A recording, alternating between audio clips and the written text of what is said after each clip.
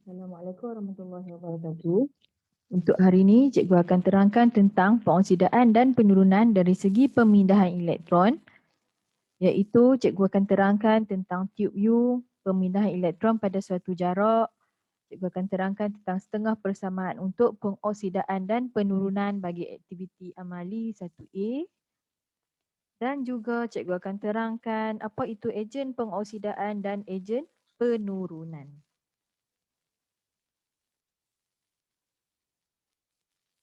Kita lihat di sini, dalam aktiviti makmal 1A, kita ada larutan ferrum 2 sulfat FeSO4 dan larutan kalium manganat 7 berasid. Okay, larutan ferrum 2 sulfat adalah suatu ejen penurunan, manakala larutan kalium manganat 7 berasid adalah ejen pengoksidaan. Terminal di mana larutan tersebut adalah ejen penurunan, jadi dekat situ kita akan jadi terminal negatif, manakala ejen pengoksidaan adalah terminal positif. Elektron akan berpindah daripada ion ferrum 2+ kepada ion manganat MnO4- melalui wayar penyambung. Kita tengok di sebelah terminal negatif, ion ferrum 2 Fe2+ membebaskan elektron untuk menjadi ion ferrum 3 Fe3+. Pada asalnya Fe2+ jadi Fe3+. Fe2+ berwarna hijau, manakala Fe3+ berwarna perang. Okey, di mana kita nak letakkan elektron?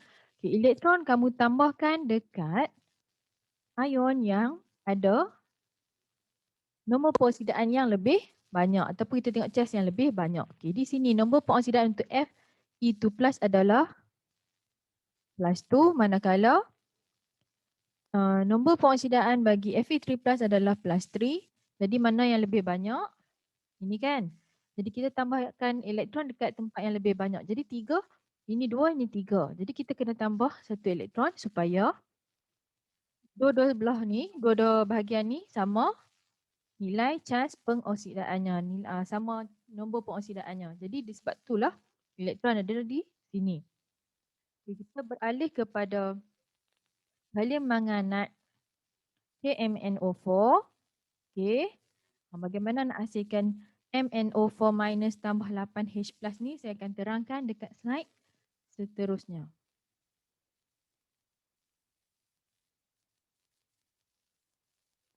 Okey. Asalnya dia begini. MnO4- dia berada dalam warna ungu, dia berwarna ungu. Okay, kemudian dia dalam keadaan berasid, jadi tambah H+. Okay. Akan menghasilkan ion mangan. Okay, Mn2+. Macam mana nak seimbangkan soalan ini? Dalam keadaan berasid, tindak balas ni akan menghasilkan air. Jadi Mn2+ ni kamu kena tambah air di belakang. H2O. Okay. Kemudian apa yang kita kena buat adalah kita kena seimbangkan. Nak seimbangkan, nak tengok yang mana dahulu. Okay. Apa yang perlu kamu tengok dulu? Kamu kena tengok dekat bilangan oksigen. Okay. Kamu tengok bilangan oksigennya. Ada berapa oksigen dekat sini? Sini ada 4. Jadi kita akan tambahkan 4 dekat depan H2O. Okay, lepas tu di sini kita akan dapat 4H2. H ada 8. 4 darab 2, 8. Jadi kena tambah nombor 8 dekat depan H+. Okay. Jadi saya tulis semula. Kamu akan dapat MnO4- tambah 8H+ menghasilkan Mn2 plus 4 molekul air. Okey, sekarang ni kita kira cas bagi setiap bahan dan hasil. Okey, untuk Mn4 minus, casnya adalah negatif 1. Untuk H plus, casnya positif 8.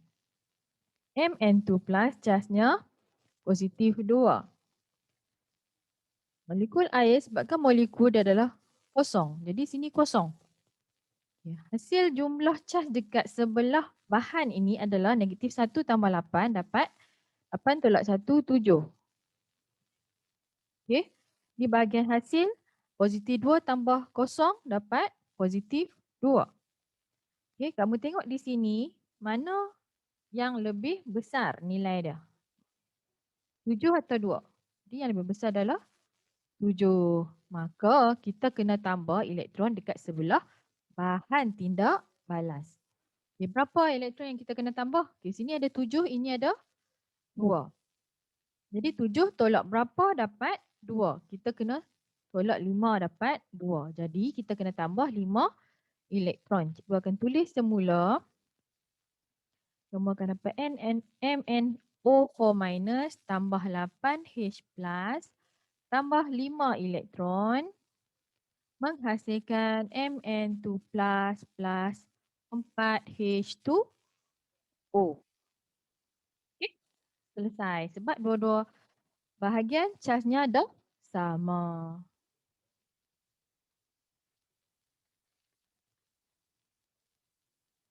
Okay, sekarang ni kita nak menghasilkan persamaan ion. Okay, kita akan ambil setengah persamaan untuk ini, setengah persamaan untuk penurunan. Kita akan gabungkan dengan setengah persamaan untuk, ini setengah persamaan, betul lah. Setengah persamaan untuk pengoksidaan. So kita akan gabungkan dia untuk dapatkan persamaan ion. Jadi saya tulis semula setengah persamaan untuk ferrum tadi Fe2 plus tambah Fe2 plus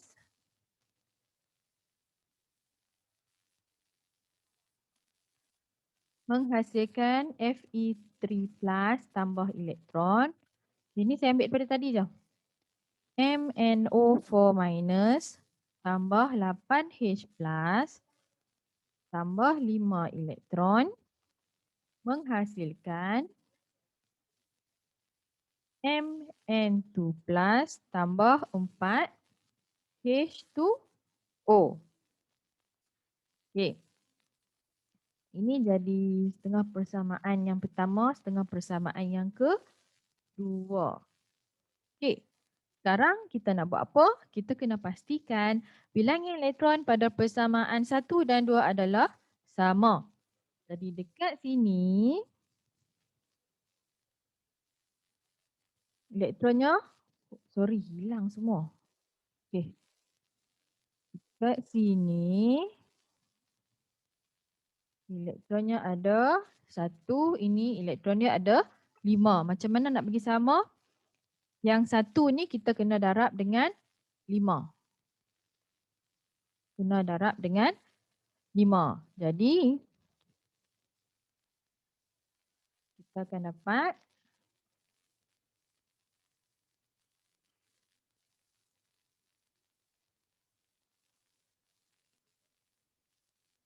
Fe2 plus, kita darab dengan 5, jadi semua ni 5, 5 Fe2 plus menghasilkan 5 Fe3 plus tambah elektron. 5 elektron. Okey, semuanya kita tambah 5 dekat depan. Lepas tu kita jumlahkan persamaan 1 dan 2.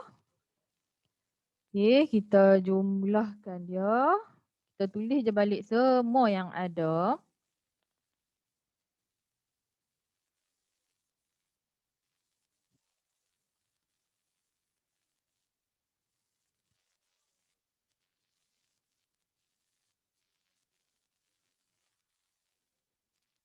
Tulis semula je. Mana yang bahan letak kat bahagian bahan, mana yang hasil letak dekat bahagian hasil.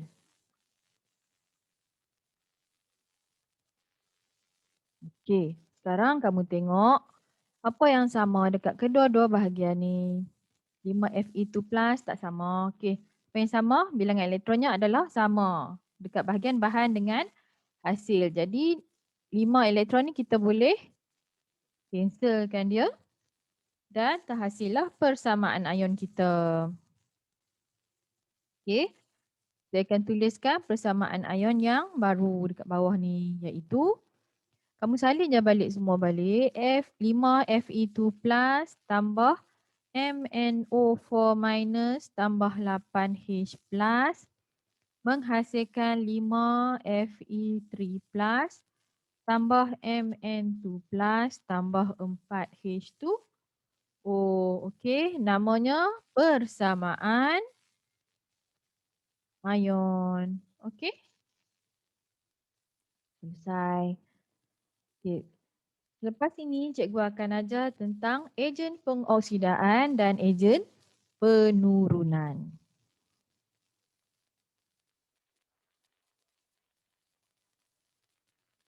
Okey. Kita ada di sini ada dua kotak saya letakkan ejen pengoksidaan dan ejen penurunan. Kalau boleh hafal, kamu hafal. Okey, kita bermula dengan ejen pengoksidaan dahulu. Di sini ada sebanyak 6 larutan yang merupakan ejen pengoksidaan, manakala ada 5 ejen penurunan. Okay, yang pertama adalah kalium manganat 7 beresid, kalium dikromat 6 beresid, K2Cr2O7, air klorin Cl2, air bromin Br2, ferum 3 klorida FeCl3, hidrogen peroksida beresid H2O2. Ejen penurunan pula adalah kalium iodida Ki, kalium bromida KBr, ferum 2 sulfat FeSO4, logam reaktif seperti zinc, magnesium dan lain-lain, dan sulfur dioksida SO2. Okey, kamu kena kenal pasti yang mana satu adalah ejen pengoksidaan dan yang mana satu adalah ejen penurunan. Okey, ini hanya contoh saja. Kamu boleh tengok kat sini kalau air bromin Br2 dia adalah ejen pengoksidaan. Tapi kalau dia jadi kalium bromida, itu adalah ejen penurunan. Okay. Slide seterusnya saya akan tunjukkan bagaimana nak menulis setengah persamaan bagi setiap ejen-ejen ini. Seperti yang ada dalam buku teks kamu. Okay, ini yang ada dalam buku teks kamu.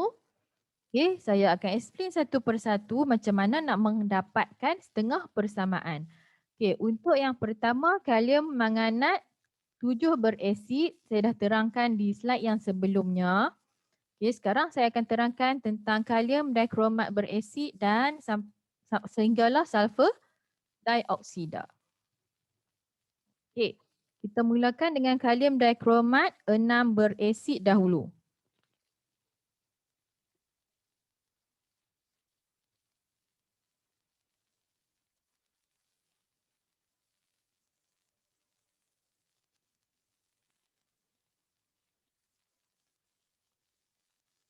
Okay, 2Cr2O7.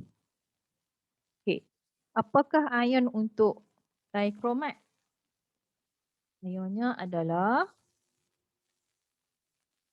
Cr2O7 tu minus. Okay, lepas tu dia kan beresid, maka kita kena tambah H plus. Okay, menghasilkan Cr3 plus. Ion kromium. Dan juga air. Okay, sekarang kita seimbangkan. Ya. Okay, bagaimana nak seimbangkan macam cikgu bagi tahu tadi bila kamu buat kalimangan anak tadi, kita kena tengok oksigen dulu. So di sini oksigen ada 7. Sini ada 1. Jadi kita letakkan 7 dekat depan H2O. Lepas tu H sekarang ada 14 sebab 7 darab 2. Jadi depan H plus ni 14 H plus. Okey. Lepas tu apa yang kita kena tengok lagi? Kita tengok kromium.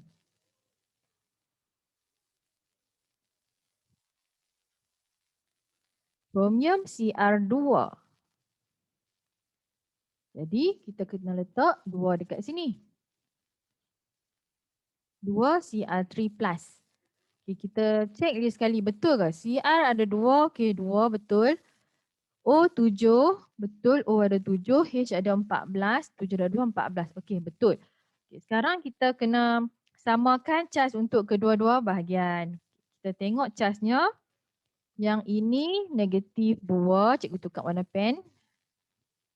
Ini casnya negatif 2, ini casnya positif 14. Ini positif 3 dengan kosong, jumlahnya adalah positif 3. Ini 14 tolak 2 dapat 12. Okey. Betul ke 3? Okey, cikgu tersalah. Sorry. Padam balik. Tak nampak pula.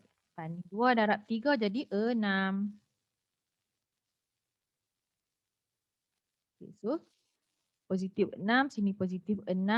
Jadi mana yang lebih besar? 12 ke 6?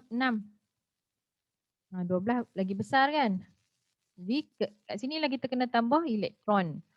Okay, berapa elektron kita kena tambah? Kamu tengok 12, 6. 12 tolak berapa dapat 6? 12 tolak 6 dapat 6. Jadi kat sini adalah 6 elektron. Jadi dah siaplah kita punya setengah persamaan untuk ejen pengoksidaan kalium dikromat 6 berasid. Okay, next saya akan tunjukkan bagaimana nak menulis setengah persamaan untuk air klorin pula. Okay, untuk air klorin. Untuk air klorin dia akan jadi Cl2. Ini lebih simple lah. Cl2 akan jadi Cl minus. Okay, kamu tengok Cl2 ada 2. Letakkan 2 dekat depan Cl minus ni. Lepas tu kamu tengok dia punya cas. Cas nak ambil color apa pula. Okay, cas dia sini sifar kosong. Ini negatif 2. Jadi kosong dengan negatif 2 mana yang lebih besar? Istilah kosong yang lebih besar. Maka kat sini kita kena tambah elektron.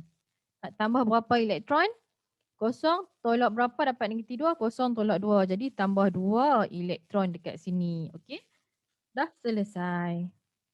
Itu saja untuk air klorin. Okey, next kita pergi kepada ion bromin. Okay, ion bromin sama macam yang klorin tadi, dia simple je. Okey. Br2 menghasilkan ion bromida, Br minus. 2 dekat sini jadi letakkan dekat depan ion bromida nombor 2. Lepas tu di sebelah sini casnya kosong. 2 Br minus casnya negatif 2. Jadi kita kena tambah 2 elektron dekat sebelah hadapan. Dekat sebelah bahan. Okey. Siaplah untuk air bromin. Okay, kemudian untuk ferrum 3 klorida. Ferrum 3 klorida.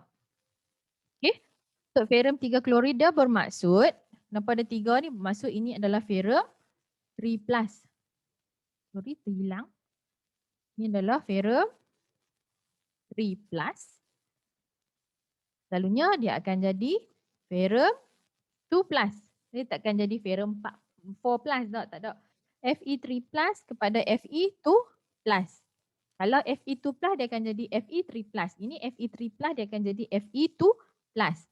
Okey, kita tengok dia punya cas, positif 3 dengan positif 2. Mana yang lebih besar? Positif 3 yang lebih besar. Jadi 3 tolak berapa dapat 2? 3 tolak 1. Jadi kita tambah elektron. 1 elektron dekat sini. Okey? Siap. Okey, yang terakhir untuk contoh ejen pengoksidaan adalah hidrogen peroksida berasid H2O2. Saya akan tulis dekat sebelah tepi ni. Cikgu akan tukarkan pen, warna pen supaya kamu nampak. H2O2 iaitu hidrogen peroksida berasid. Okey, asalnya adalah H2O2. Lepas tu ini kan berasid, jadi dia mesti ada H+. Lepas tu dia akan hasilkan air, H2O macam ni. Lepas tu macam mana kita nak seimbangkan dia?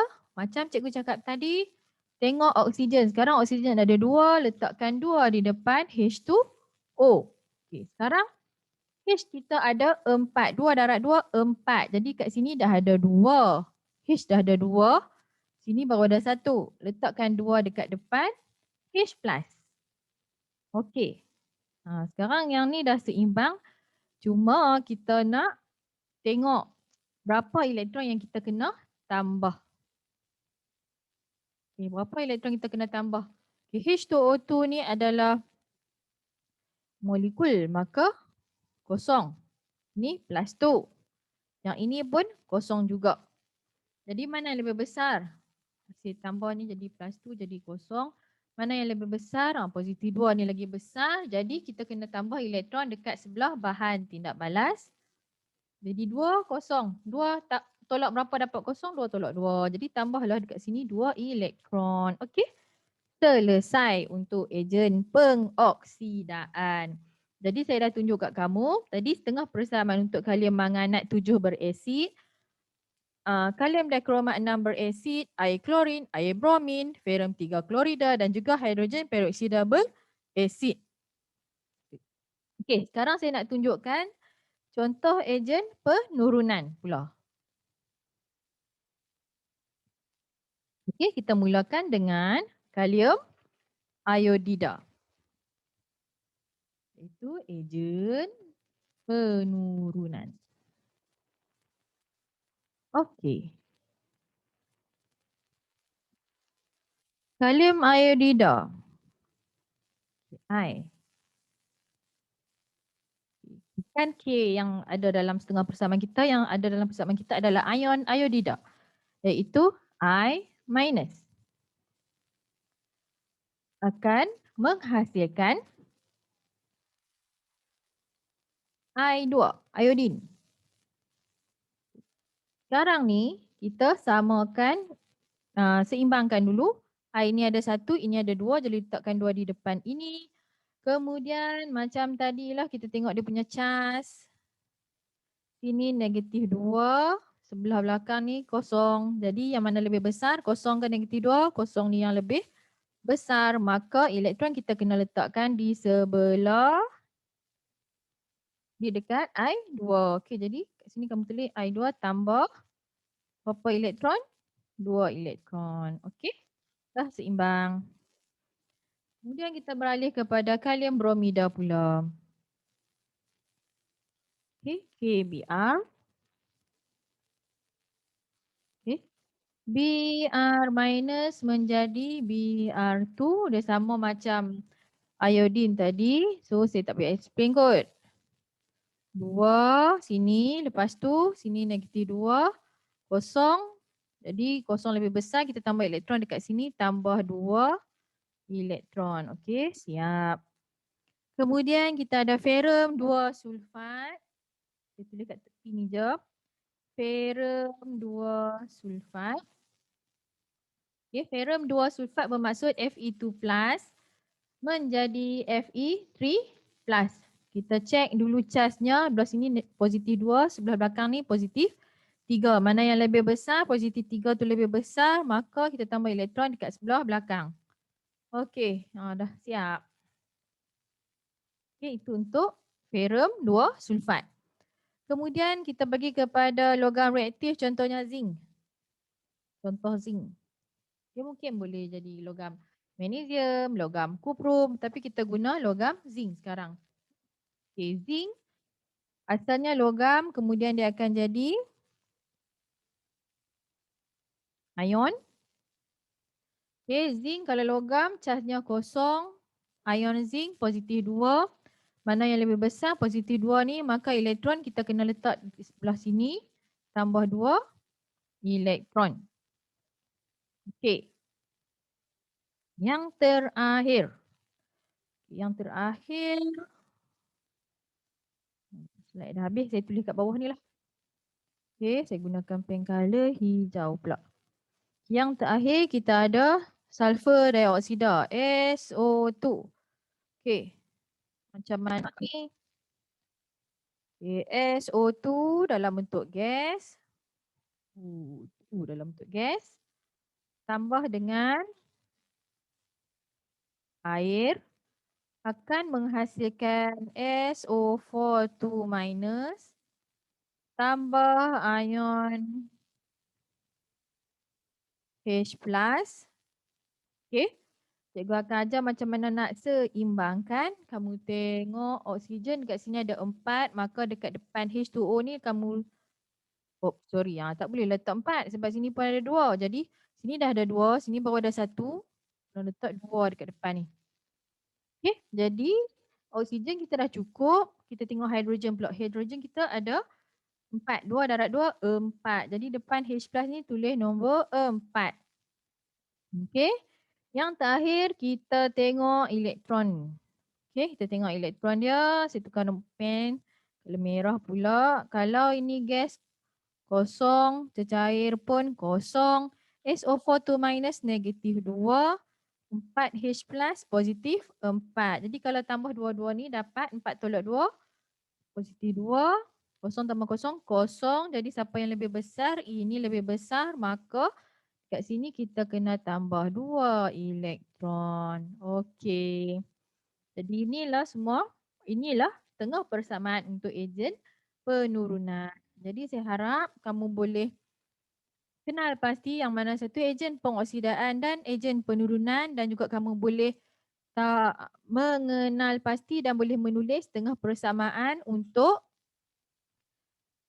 ejen pengoksidaan, setengah persamaan untuk ejen penurunan, dan juga kamu tahu bagaimana nak menulis persamaan ion. Sebab untuk eksperimen pemindahan elektron pada suatu jarak, tak semestinya kita hanya gunakan larutan ferrum 2 sulfat sahaja dengan larutan kalium manganat.